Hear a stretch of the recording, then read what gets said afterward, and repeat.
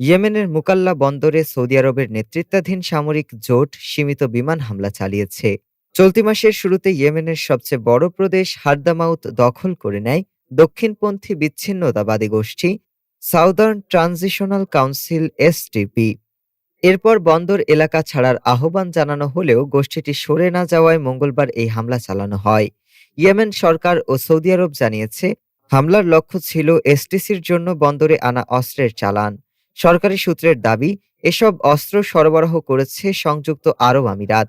হামলার কয়েক ঘন্টা পর সৌদি আরব এক বিবৃতিতে জানায়, নিজেদের নিরাপত্তা তাদের জন্য রেডলাইন এবং তা যে কোনো মূল্যে রক্ষা করা হবে।